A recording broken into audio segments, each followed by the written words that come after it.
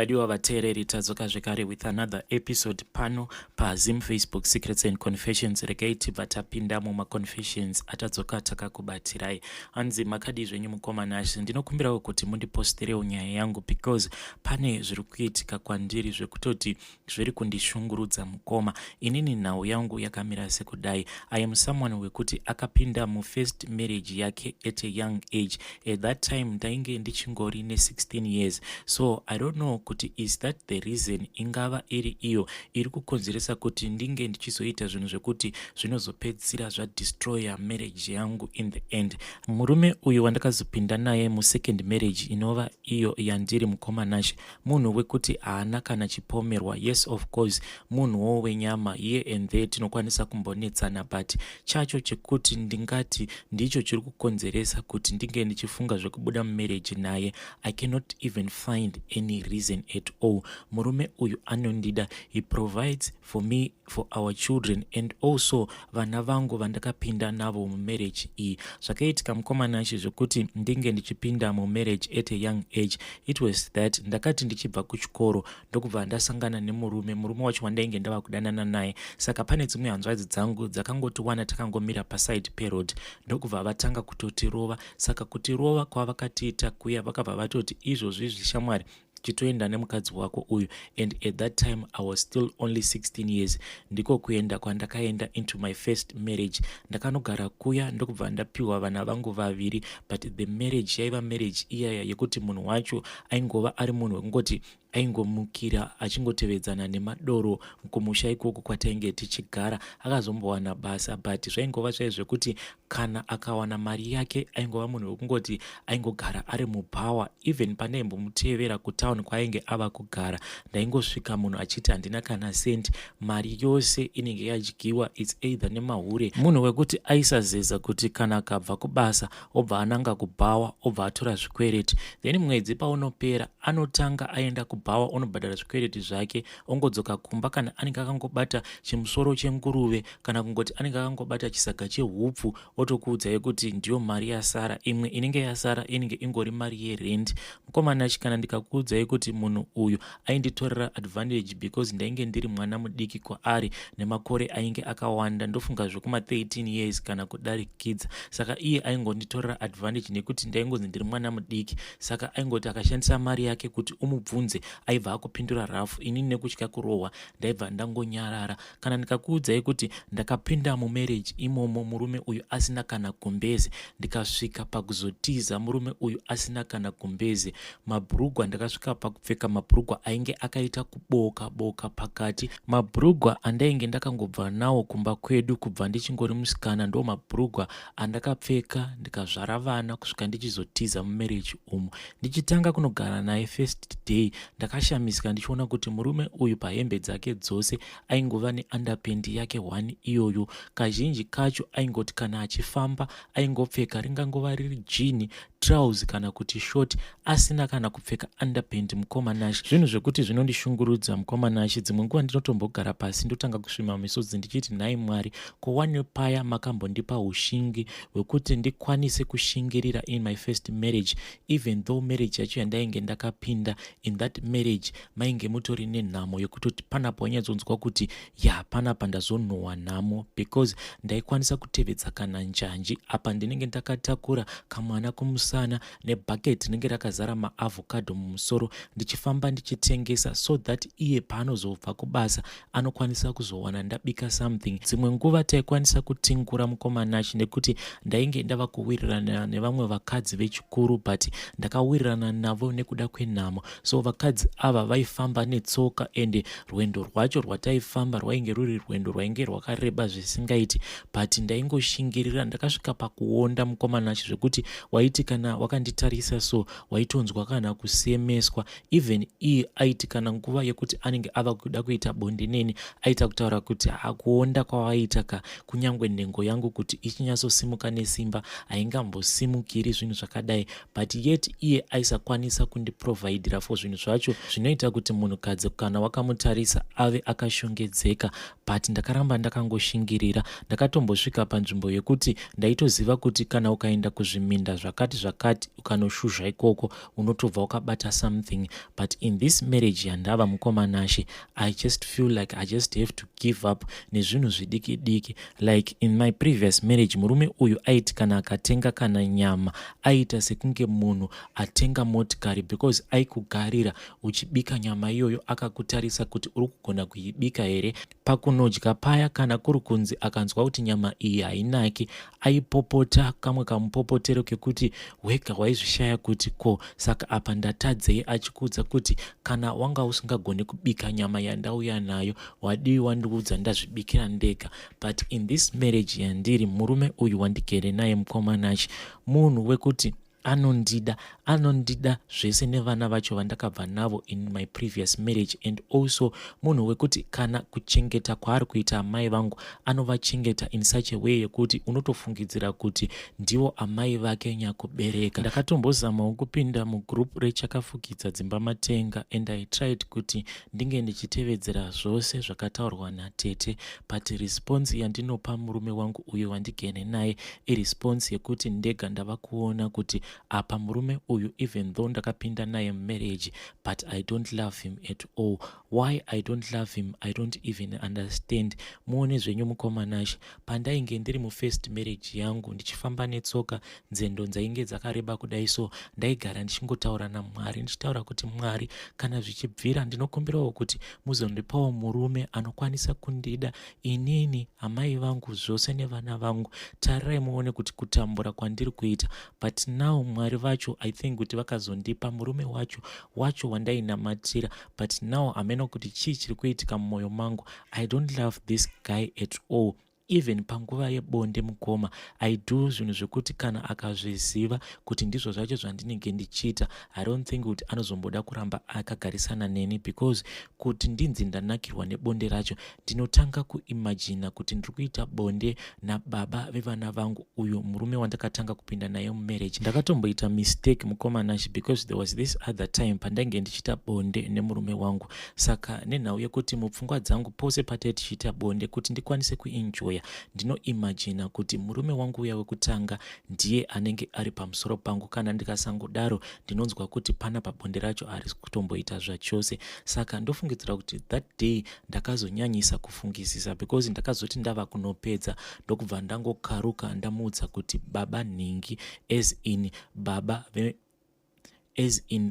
vaya vefirst born yangu. That is the way yandakamudaidza nayo, ndichimuudza kuti wedzerai, because ndava kuda kutonosvika. Saka iye tapedza akazondibvunza kuti kopaya wanga uchizama kuti kudii, but ndakabva ndangomufara ndokubva ndangomuti because of the way that you take care of me and also all of my kids, hauvasarudzi kuti ava ndo vana vako, ava havasi vako, ndosaka ndakudaidza nezita iroro. I was giving you all of the respect that you deserve. Iye akabva angonzwisisa ndokubva afara, but haana kuziva kuti ndanga ndatoita mistake. Right now mukomanashi ndiri munhu wekuti ndinogara ndichingotya, because there was another day akambondibvunza akati wanga uchivhumuka apa, but zita rawanga uchitaura nenhau yekuti ini ndanga ndichingobvawo kuhope. I don't know kuti zita rawataura rakafanana nezita remunhu wacho waunoti is your ex husband here, because ndangonzwa uchingodaidzira rimwe zita kuhope. So mukoma, I don't know kuti chii chiri kuitika kwandiri, because now ndava kutotya kurara, because ndinotya kuti ndichazovhumuka ndobva ndataura zvose zviri mumwoyo mangu. Please help me vedare kuti ndoita sei kana ndakamboshingirira nhamo yainge yakaoma kudaro. Ko now wani zvandapindawo mumba mekuti I have everything that I need, ko chiko chava kuitikawo kwandiri. Ko Mwari vadii vangochinjawo mwoyo wangu, vandipawo mwoyo mutsva, ndisadestroye chinhu ichi chakanaka chavakandipa. Ndatenda mukoma in advance kune avo vachakwanisa kundibatsira. Vedare hanzi nahaidi dai Mwari vakwanisa kundipawo mwoyo mutsva. Zvakangoma hazvo vedu we, please let us try to help her out in the comment section. Regai tibva taenda panyedu inotevera.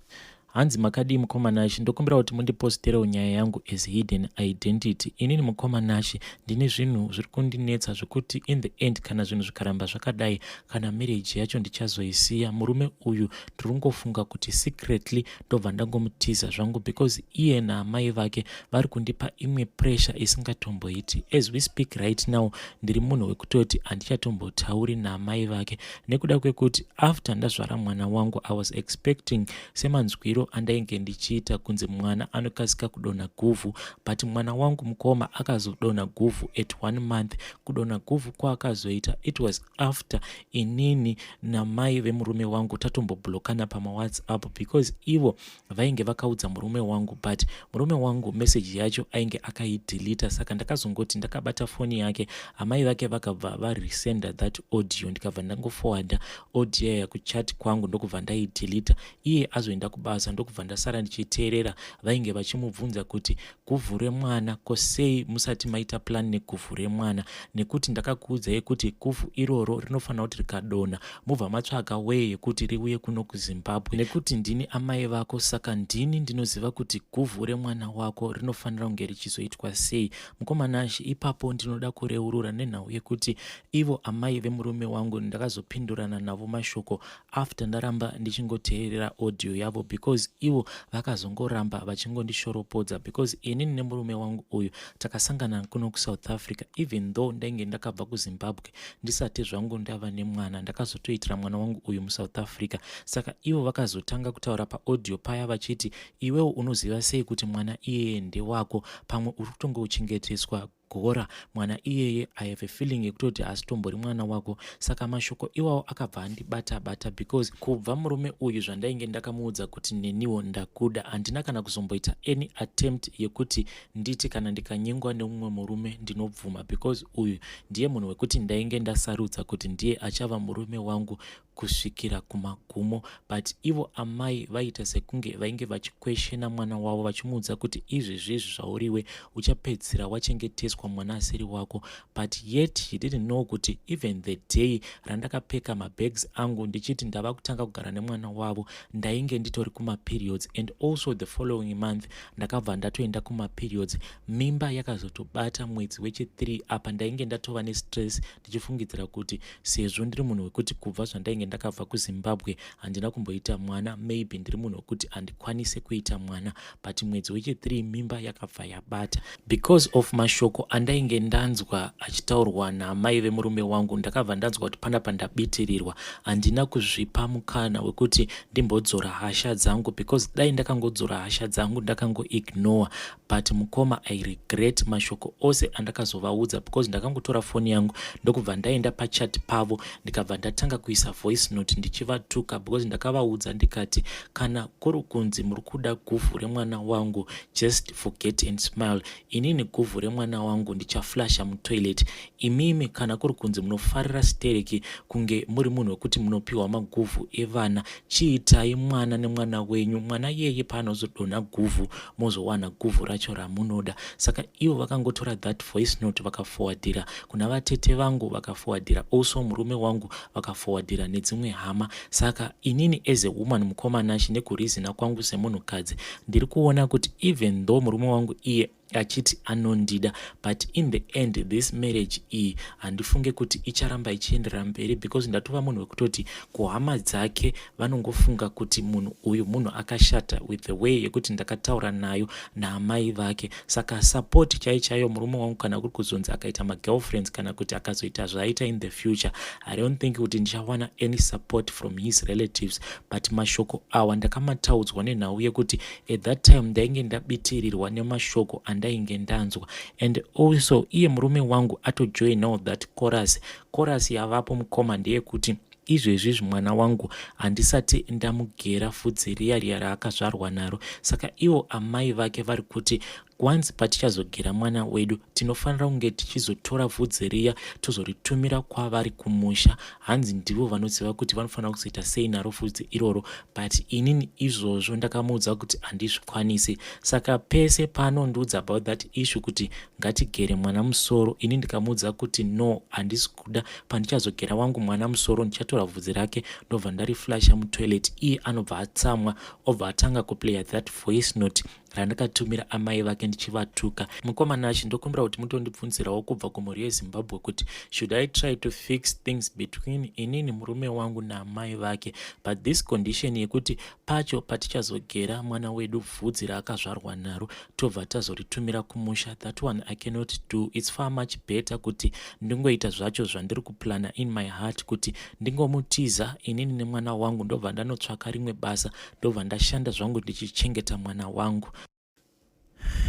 Vedare, iyo ndo yanga iri nyaya yatatumirwa nemwanasikana uyu. Zvakangooma hazvo vedu we, regai tibva taenda panyedu inotevera.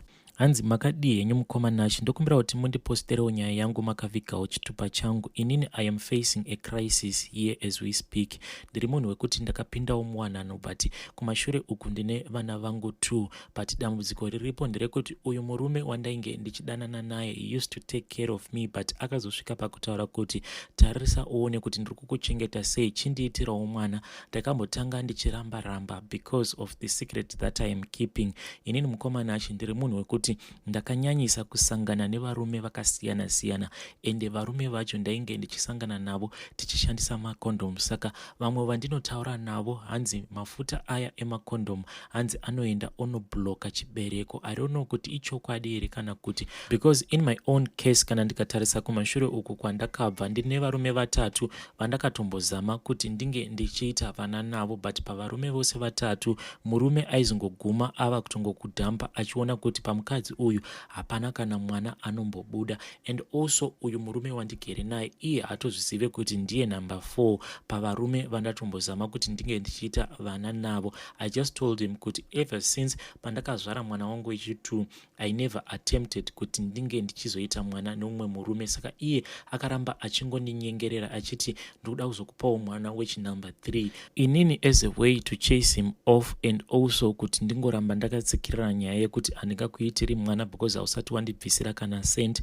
Iye akabva andisurprise ndokubva aunganidza mari, because ndainge ndamuudza kuti unganidza mari tiende unoroora. Ndokubva auya paya akandiudza kuti ainge aunganidza 45,000 rands mukoma. Takabva tasimuka tikabva taenda kumusha, iye akatouyawo nehama dzake, ndikabva ndatoroorwa zvakanaka paya. Takadzoka kuno also mukufamba ndainge ndakaudzwawo nevamwe madzibaba kuti kana kuri kunzi murume wacho wandai ndichida kuita naye mwana kana akaendawo kuvabereki vangu akanosiyawo something zvimwe kuda ndinokwanisa kuzobata mwana, but mukoma takabva kuZimbabwe kwatova kudhara mwana wacho asi kutombouya zvamuchose. Nezuro usiku mukomana ashi paya pandakazokusendera imessage ndainge ndakangosvinura after andikudza mashoko akandibata pamwoyo pangu, because ndini ndakatoita wekutomudza ndichida kumumanikidza kuti tinge tichiita bonde, but akabva atorasira ruoko rwangu uko ndikati kochii kondakubhowa nei, but iye akabva ati zvinobhowa ndezvekuti munhu unongoramba uchingoita bonde nemunhukadzi but pasina kana chinobuda. It is just like ndiri munhu wekungoti ndiri kungoita bonyora zvangu. It's far much better kuti ndingoita bonyora than kuita sex newe ndichiziva kuti at the end of the day hapana kana chinobuda. Saka mashoko iwawo akandibata, handina kana kumborara zvamuchose mukomanashi.